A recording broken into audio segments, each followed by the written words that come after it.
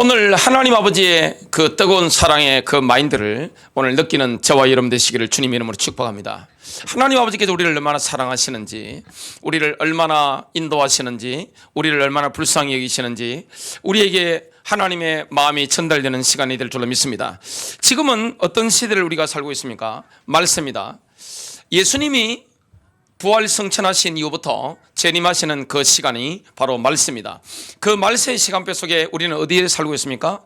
말세 가운데도 마지막입니다. 그걸 보고 말세지 말이라고 합니다. 자, 디모데후서 3장에 보면 말세지 말 되면, 말세가 되면, 벌써 바울 시대부터 말세죠. 부활하셨으니까, 승천하셨으니까. 바울 시대부터 이 지금 말세지 말인데 더 강력하게 일어나는 게 뭡니까? 어둠의 세력입니다. 그러다 보니까 어떤 일이 일어나느냐? 디모데후서 3장에 보니까 2절 3절입니다. 사람들이 자기를 사랑하고, 자기를 사랑하는 본능이죠. 돈을 사랑하며 자기를 사랑하기 때문에 돈이 많이 필요합니다. 그래서 자기를 사랑하고 돈을 사랑합니다. 3절 보니까 무정하고 그랬습니다. 이 무정하다는 이 단어를 보면 동물이 어미가 새끼를 사랑하는 본능적인 사랑입니다. 이 마지막 때가 되면 뭐가 없어집니까?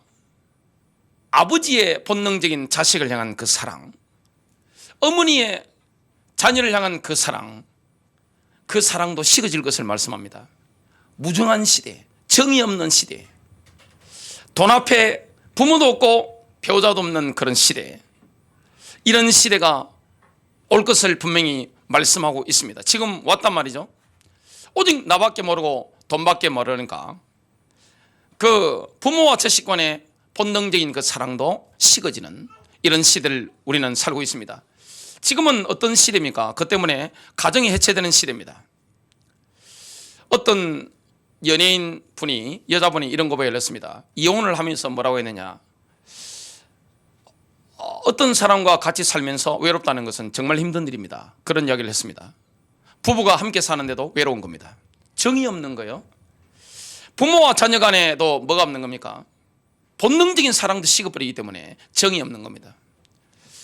가정이 해체되는 시대이기 때문에 지금은 더욱더 느끼기가 힘든 게 뭡니까? 아버지의 사랑입니다. 이 아버지의 부성, 아버지로서 가진 그 사랑, 이게 결핍되는 이런 시대를 우리는 살고 있습니다.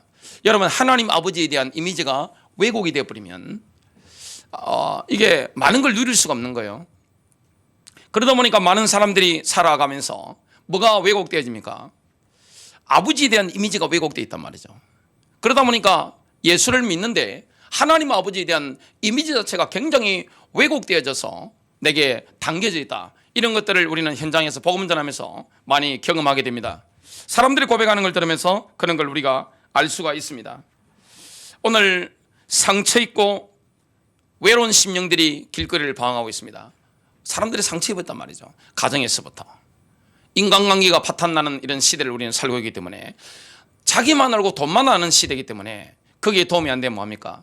정이 다 끊어지는 겁니다. 다 단절되어지는 겁니다. 이러다 보니까 뭐합니까? 너무너무 외로운 겁니다. 부부가 결혼했는데 외로운 겁니다. 외롭지 않으려고 결혼했는데 결혼해서 보니까 더 많이 외로운 거예요. 사람이 너무 추운 거예요. 날만 추운 게 아니라 사람이 너무 추운 거예요. 부모와 자식 간에도 이 본능적인 애정, 이게 식어지는 시대를 우리는 살고 있습니다. 왜냐? 나밖에 모르고 돈밖에 모르기 때문에 그렇습니다. 이런 시대에 주님은 우리에게 뭘 주셨습니까? 예수 그리스도를 주신 겁니다. 오늘 하나님 아버지의 그 마음, 그 따뜻한 마음, 아버지의 마음을 저와 여러분이 받아 누리고, 그 아버지의 마음이 우리를 통해서 세상으로 흘러가는 복음 전파의 그 능력들이 나타나는 시간이 될 겁니다. 그래서 우리가 성령 받으면 뭘 깨닫게 됩니까? 아버지 사랑을 깨닫게 됩니다. 성령 받으면 뭐가 전달되집니까? 나를 통해서 하나님 아버지의 그 뜨거운 마음들이 사람들을 향해서 막 전달되어지는 것을 우리는 경험하게 되어 있습니다. 오늘 첫 번째입니다. 창조 이전부터 하나님의 영원한 목적은 우리가 하나님의 자녀들이 되는 겁니다.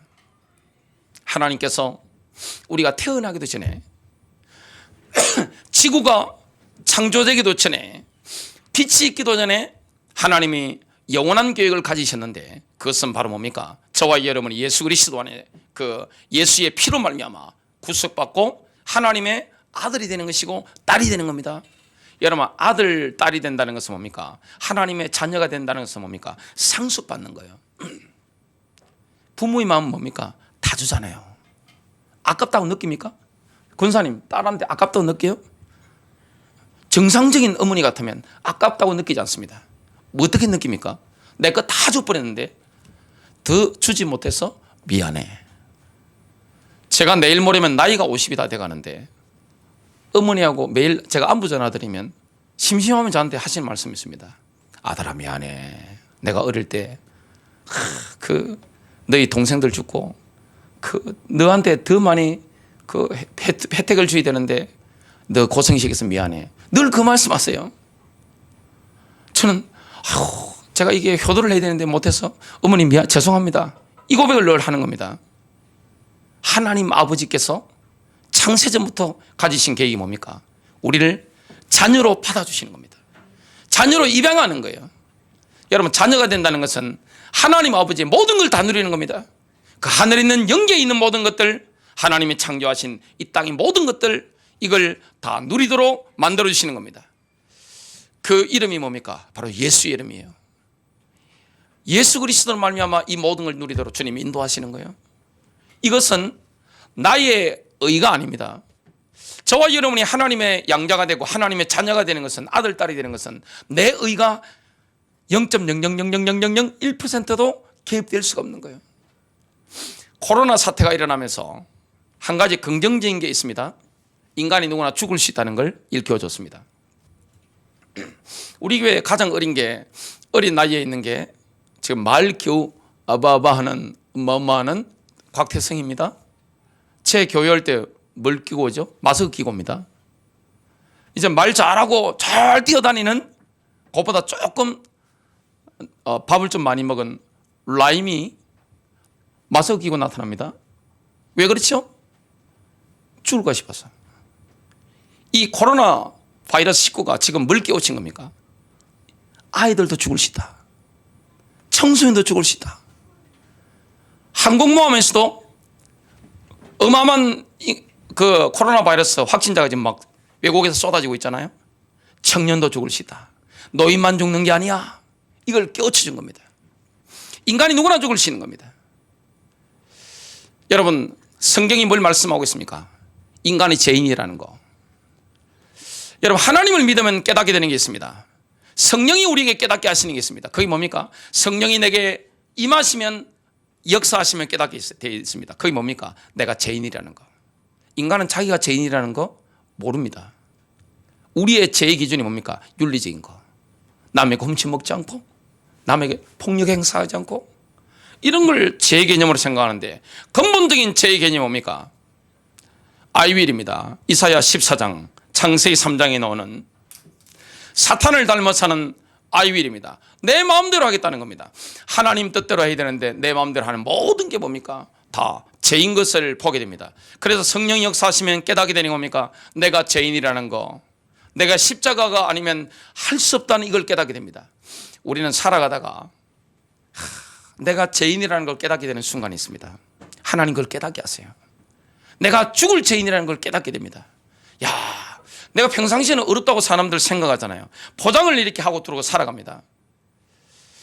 저는 옛날에 이분들 너무 위대하네, 훌륭하네 생각한 분들이 굉장히 많았습니다. 수많은 책들을 제가 봤습니다.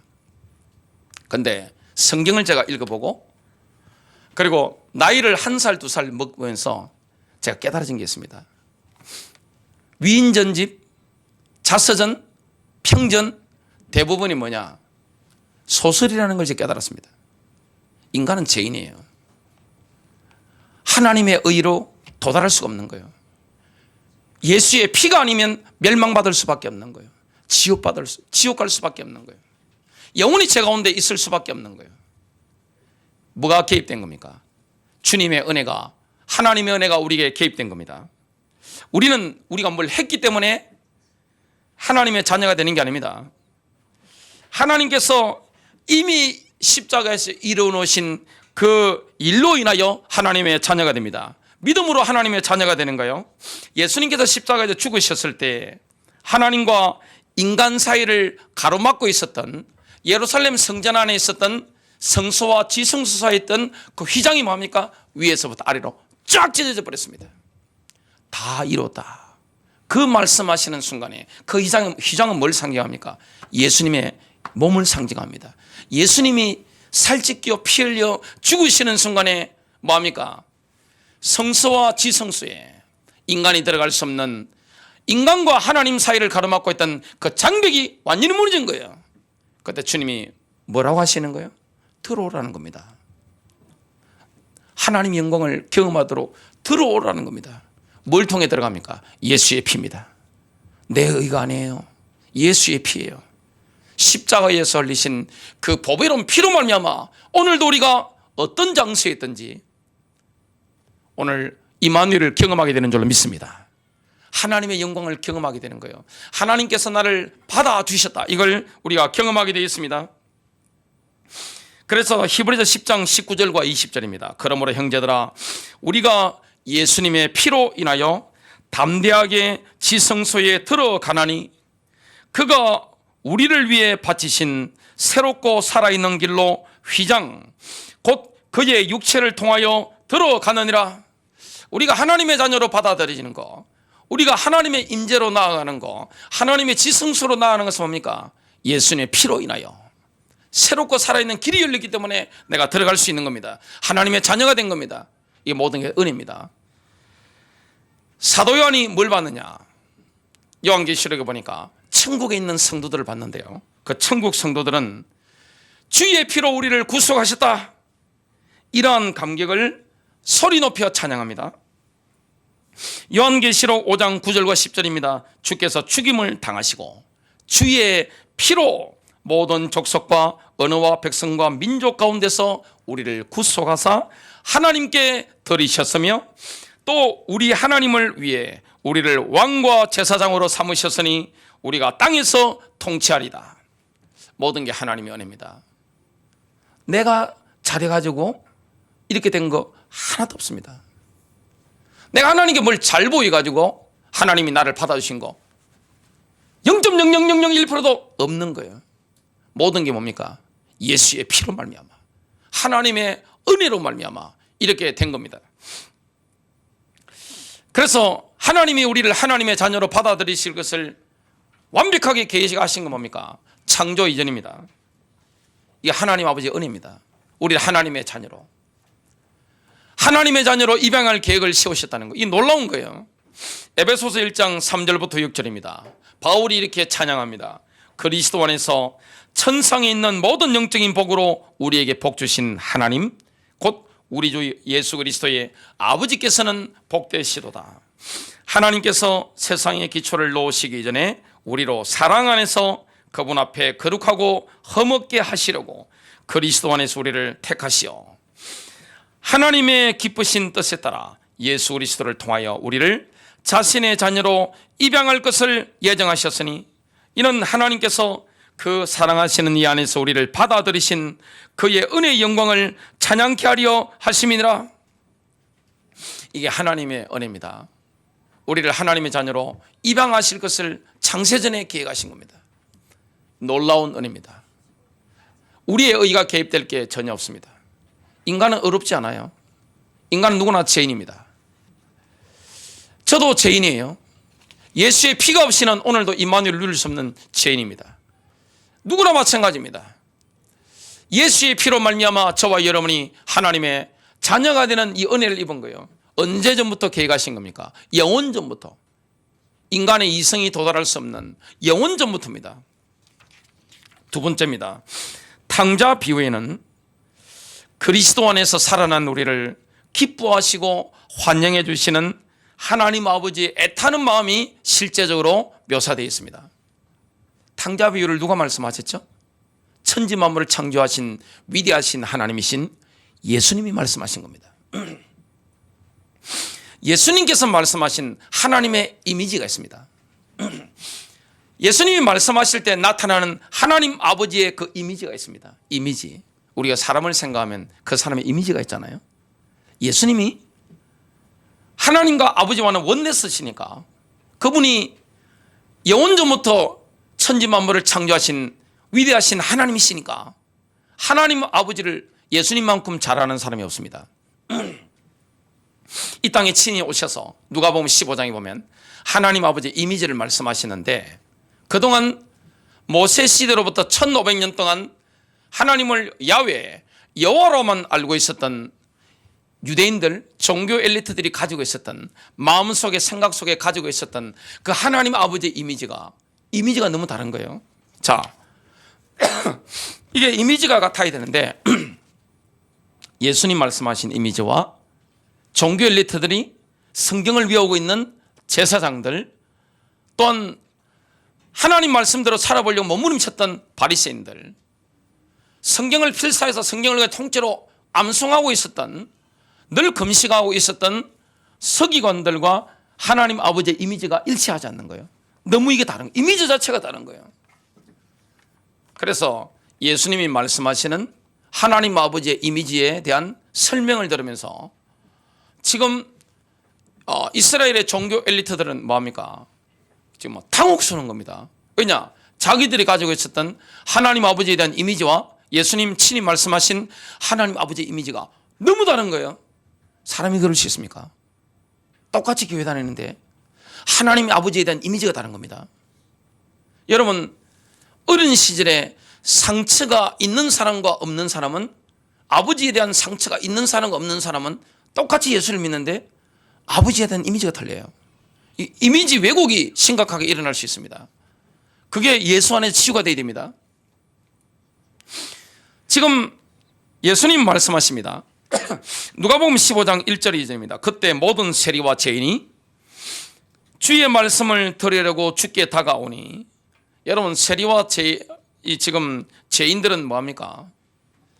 종교 엘리트들이 볼 때는 영락 없는, 하나님을 기쁘시게 못하는 2등 시민밖에 되지 못합니다. 아니면 3등 시민 정도밖에 안 돼요.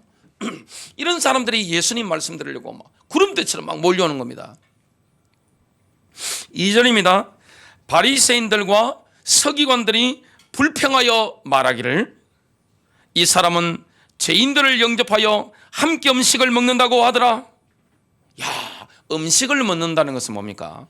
교제하는 겁니다. 여러분, 아무나 오고 밥을 먹지 않습니다. 교제하는 거예요. 음식을 먹는다는 것은 교제하는 겁니다. 초대교회는 뭡니까? 식사 공동체입니다. 교회라는 것은 뭡니까? 식사 공동체입니다. 가정이 뭡니까? 식사 공동체입니다. 식구라는 이름 자체가 뭡니까? 한자로 식구. 함께 밥을 먹지 않으면 그건 식구가 아닙니다. 함께 밥 먹는 관계가 뭡니까? 그게 바로 식구입니다. 가족들도. 그리고 같이 밥을 먹지 않으면 식구가 아닌 겁니다. 초대교회는 뭡니까?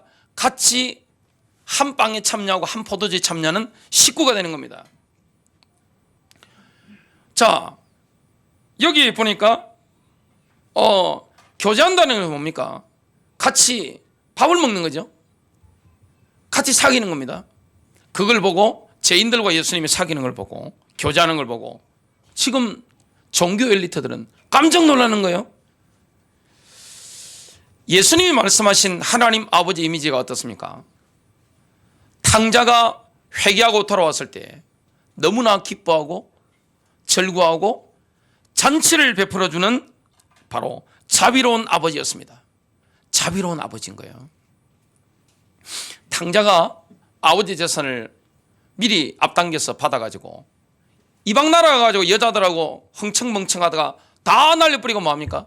거지가 돼가지고 지금 막판에 생각난 게 뭡니까? 내가 아버지 집으로 돌아가야 되겠다. 누가복음 15장 18절과 20절입니다. 이제 내가 일어나서 회개하는 장면입니다. 내 아버지께로 가리라. 그리고 이렇게 말하리니, 아버지여, 내가 하늘을 거역하여 아버지 앞에 죄를 지었나이다. 이에 일어나서 아버지께로 돌아가니라. 회개한 겁니다. 아버지께로 돌아가는 겁니다. 당시 예수님 당시의 유대인 사이에서는 탕자가 다 털어먹고 날려버리고 돌아오면 그 아들을 상대하는 마을 전체의 룰이 있는 겁니다. 법이 있는 거예요. 그게 뭐냐? 캐차차 의식이라고. 큰 항아리에 뭘 집어넣냐? 태운 견과류, 태운 옥수수국 같은 걸 짠뜩 집어넣어가지고 뭐하느냐? 그 탕자가 돌아왔을 때 그 앞에서 뭡니까? 누구누구는 영원히 우리 마을에서 잘렸대요 하면서 그 일제히 뭡니까? 그 안에 태운 견과류하고 옥수수 든 그 항아리를 깨뜨려 버리는 겁니다. 뭡니까? 마을로부터 영원히 추방입니다. 그 의식을 행하는 룰이 있는데 이 족장인 탕자의 아버지는 어떻게 하고 있습니까? 아들이 돌아오는가 싶어서 회개하고 돌아오는가 싶어서 눈이 빠지도록 기다리고 있는 겁니다. 지금 이게 하나님 아버지의 마음이에요. 눈이 빠지도록 기다리고 있는 겁니다. 그런데 아버지 마음하고 둘째 아들 탕자의 마음은 마음이 다른 거예요. 이 탕자의 마음은 아버지 마음을 몰라요. 뭐합니까? 죄책감에 이렇게 눌려 있는 겁니다. 딱 아버지 집으로 회개하고 돌아가는데 누가 먼저 알아봤습니까? 눈 나쁜 아버지가 먼저 알아봅니다. 사람은 육신의 눈보다 더 선명한 게 뭡니까? 마음의 눈인 겁니다. 마음의 눈이 있어가지고 딱 바라본 겁니다. 보니까 아들이라. 눈은 아버지가 나쁜데 보니까 아들인 거예요. 뭐합니까? 그 당시에는 유대인 사이에 족장인 아버지가 뛰는 법이 없습니다. 왜냐? 치마 같은 긴 바지를 입잖아요. 치마 같은 걸 입기 때문에 다리가 이렇게 드러난다? 이거 어떻게 하는 거죠? 수치스럽게 여기는 겁니다. 법도에 어긋나는 거예요. 근데 법도고 뭐 수치고 뭐 창피고 체면이고 아버지는 뭡니까? 다 집어 던져버린 겁니다. 싹 다 집어 던져버리면 뭐냐? 뛰어가는 겁니다. 누구를 바라보면서 오직 아들에게 집중하는 겁니다. 돌아오는 아들 뛰어가는 겁니다. 그러니까 이 캐차차 의식을 준비하고 있는 마을 주민들, 영원히 탕자를 추방하겠다고 결심하고 있는 주민들은 갑자기 뭘 보게 됩니까? 점잖은 족장이 아버지가 뛰어가는 거, 다리 떼놓고 채미는 거 뭐고 다 팽개쳐 버리고 열심히 뛰어가는 거, 이것만 쳐다보다가 둘째 아들을 보지 못한 겁니다. 어긋만게 울고 뭐합니까? 키스 세례를 퍼붓는 게 누가 보면 15장에 나옵니다. 어긋만게 안고 뭐합니까? 울고 뭘 합니까? 잔치를 베푸는 겁니다. 최고급 잔치를 베푸는 겁니다. 죄인이 돌아오니까 잔치를 베푸는 겁니다. 그때 여러분 회개하고 나면 어떻게 됩니까? 죄인이 회개하면 막 울잖아요. 용서받고 나면 울잖아요. 자, 누가 주님을 더 사랑하겠어요? 여러분 교회 안에도 누가 주님을 더 사랑하죠? 늘 성경 많이 읽는 사람? 그렇지 않습니다. 늘 막 전도 많이 하는 사람? 그렇지 않다니까요. 늘 예배 많이 참석하는 사람? 그렇지 않다니까요. 죄인인 줄 아는 사람, 자기가 죄인인 줄 아는 사람, 이 죄의 기준이 뭡니까? 인간적인 윤리의 기준이 아니에요. 인간은 하나님 떠날 때부터 창세 3장 이후에 영원히 멸망받을 죄인이요, 우리의 의가 아무것도 없습니다. 모든 사람이 죄를 범하였음에 하나님의 영광에 이르지 못하였더니, 이 직접 둘째 아들의 죄를 짓고 보니까 자기의 의가 아무것도 없다는 걸 깨닫게 되는 거예요. 뭘 깨닫게 됩니까? 예수의 십자가의 그 피의 공로만 붙잡게 되는 거예요. 아버지의 의만 붙잡게 되는 거예요. 저와 여러분이 천국에 들어가는 의는 하나님의 의밖에 없는 줄로 믿습니다. 우리의 더러운 의 가지고 못 들어간다니까요. 그래서 복음을 누가 이해를 잘합니까? 유대인보다는 우리 이방인들이 훨씬 이해를 빠르게 합니다. 교회 열심히 다니는 사람들보다 교회 바깥에 있다가 우상숭배하고 멸망받은 경험 가운데 있다가 돌아온 사람이 십자가의 의미를, 하나님의 의의 의미를 더 빨리 깨닫습니다. 저는 전도하면서 많이 봤습니다. 이 둘째 아들이 돌아오는데 어떻게 됩니까? 엄청 회개의 눈물을 흘리죠. 뭐합니까? 여러분 회개하는 사람 얼굴을 봤습니까? 얼굴이 환하게, 그냥 찌들었던 얼굴이 어떻게 됩니까? 환하게 확 바뀝니다. 갑자기 어떻게 되죠? 하늘의 평강이 얼굴에 확 임하게 됩니다. 기쁨이 확 임하게 됩니다. 찌들었던 영들이 어떻게 됩니까? 확 떠나가게 됩니다. 얼굴도 어떻게 됩니까? 하얘지면서 홍조를 띱니다. 붉으스름하게 싹 바뀝니다. 둘째 아들이 그렇게 된 겁니다. 그 모습 보니까 아들이 자, 한번 보겠습니다. 큰 아들이 기뻐야 될 거 아닙니까? 아버지 마음을 안다면.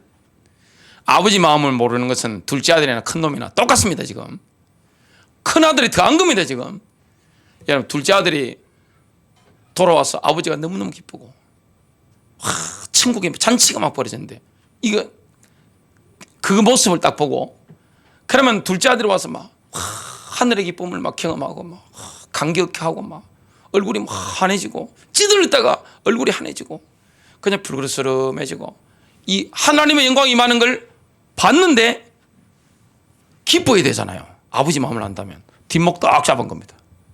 이게 뭐야 이거? 난 개털이야 뭐야 이거? 나 완전 개털이네 이거? 이렇게 느낀 겁니다. 이거 황당하네 이거. 그래서 이 큰아들이 뭡니까?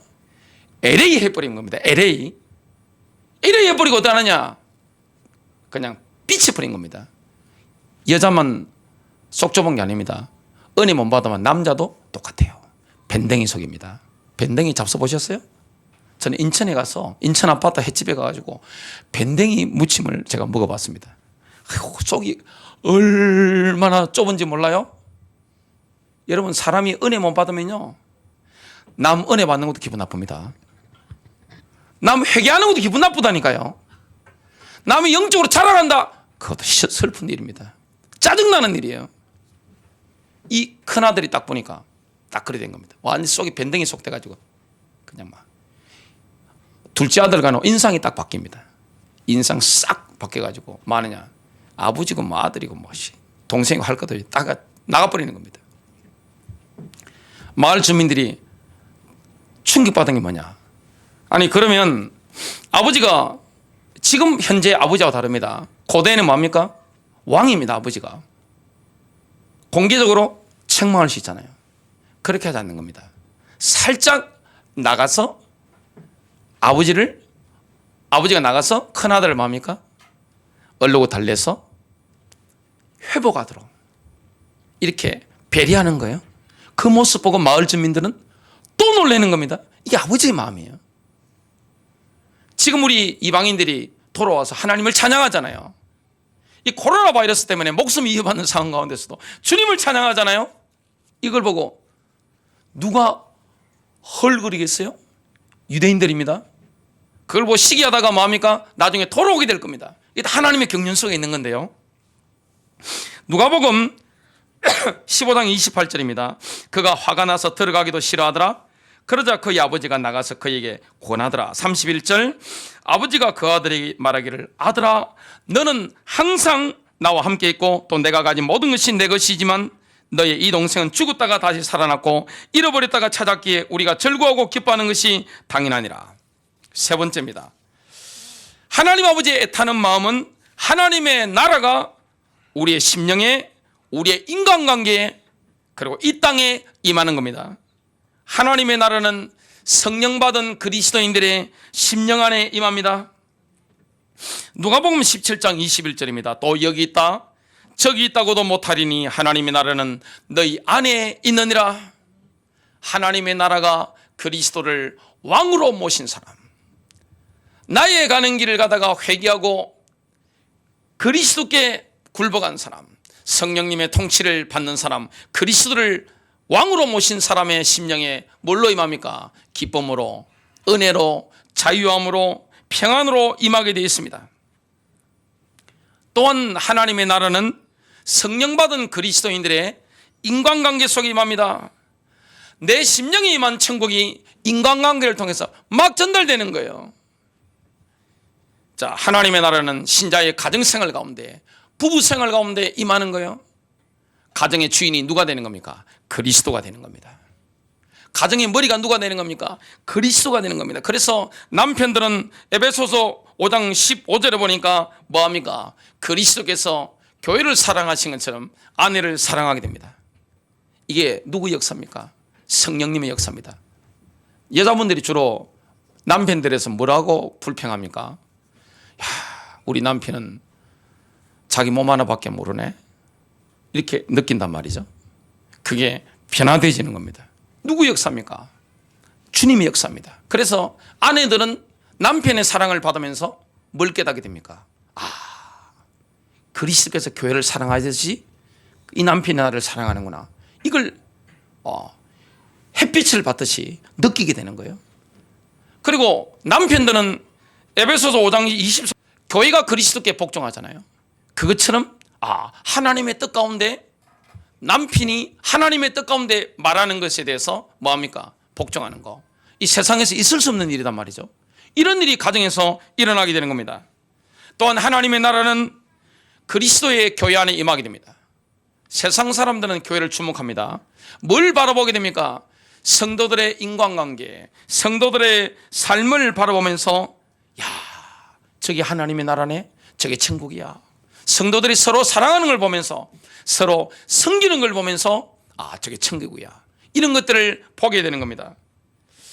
또한 세상 사람들은 성령 받은 신자의 마음 씀씀이를 보면서 하나님 아버지 마음을 느끼게 됩니다. 여러분, 구약 성경에 하나님 쓰시는 인물 중에 하나가 누굽니까? 그 한 분이 바로 욥입니다. 욥이 살았던 삶의 방식에 대한 간증이 나옵니다. 그것이 욥기서 29장 11절부터 16절에 나옵니다.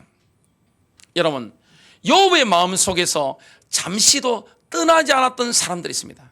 욥이 뭐합니까? 하나님 아버지의 그 마음을 가지고 있었기 때문에 욥의 마음 속에 항상 담겨 있어가지고 떠나지 않았던 사람들이 뭡니까?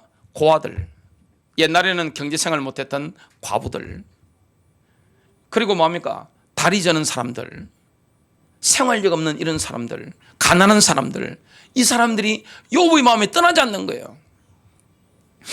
욥기서 29장 11절입니다. 기가 내 말을 들을 때 나를 축복하였고, 그동안 많은 도움을 받았기 때문에 욥의 목소리가 들리면 어떻게 됩니까? 저절로 축복이 나오는 거예요. 눈이 나를 볼 때에 나를 향해 정언하였나니 이는 부르짖는 가난한 자와 압이 없는 자와 도와줄 사람이 없는 자를 내가 건져주었기 때문이라. 욥의 삶의 간증입니다. 13절 망하게 될 자가 비는 복도 내게 임하였고 내가 과부의 마음을 움직여 기뻐 노래하게 하였느니라. 내가 의를 입음에 욥의 삶의 방식에는 자기 의가 드러나지 않습니다. 하나님의 의를 입은 겁니다. 그 의가 나를 옷처럼 감쌌나니 나의 재판은 어복과도 같고 왕관과도 같았느니라. 내가 눈먼 자에게 눈이 되고 다리 저는 자에게 발이 되었으며 가난한 자에게 아버지가 되고 내가 알지 못했던 사정을 찾아 들어주었으며. 그래서 심령에 하나님 나라에 임한 사람은 누구를 챙기게 되어 있습니까? 가난한 자 챙기게 되어 있습니다. 그리고 압이 없는 자 챙기게 되어 있습니다. 세상 가운데 어려움 당하고 눈물을 흘리고 있는 사람들을 향해서 뭡니까?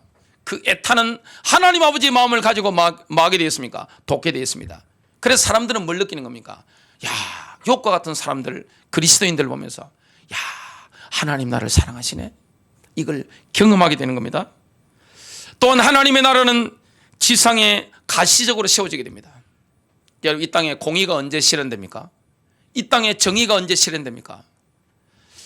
여러분, 이 땅에 완벽한 세상은 언제 실현됩니까? 파라다이스는 언제 실현됐습니까? 우리 주님이 다시 오셔야 됩니다. 재림하셔야 되는 겁니다. 인본주의로 가지고는 안 되는 거예요. 하나님의 나라가 이 땅에 지상에 임하려면 어떻게 됩니까? 예수께서 직접 재림하셔야 되는 겁니다. 예루살렘 땅에. 그 서가래가 예언한 거죠. 베드로후서 3장 12절입니다. 자, 우리가 뭘 사모해야 될까요? 그리스도께서 다시 오심을 사모해야 됩니다. 하나님의 날이 임하기를 바라보고 간절히 사모하라. 그 날에 하늘이 불에 타서 없어지고 풀어지고 물질이 뜨거운 불에 녹아지려니와 우리는 그의 약속대로 의가 있는 곳인 새 하늘과 새 땅을 바라보도다. 이 말씀을 하고 있습니다. 자, 예수님이 이 땅에 다시 오셔야만이 하나님의 왕국, 그리스도의 왕국이 세워질 수 있습니다. 자, 예수 그리스도께서 재림하시는 그때까지 그리스도의 다시 오심을 간절히 사모하게 만드는 사건들이 막 일어날 겁니다. 코로나 바이러스 싣고 있는 것은 시작일 뿐입니다. 더 센 거 앞으로 오게 되어 있습니다. 막 흔들릴 겁니다. 주님이 다시 오셔야 돼. 얼마나 간절히 기다리겠어요? 결론입니다. 말세에 하나님이 쓰시는 사람이 있습니다. 누굽니까? 아비의 마음을 가진 사람. 아비의 마음을 가진 사람을 주님이 쓰는 거예요. 얼마나 무정한 시대에 지금 외롭습니까? 사람들은 자기밖에 몰라요. 자기만 사랑해요. 돈밖에 모릅니다. 내게 조금 도움이 안 되면, 내게 이익이 안 되면 어떻게 됩니까? 부모도 필요 없는 시대가 지금 왔습니다. 짐승 간의 본능적인 사랑, 이것도 식어지는 시대를 우리는 지금 살고 있습니다.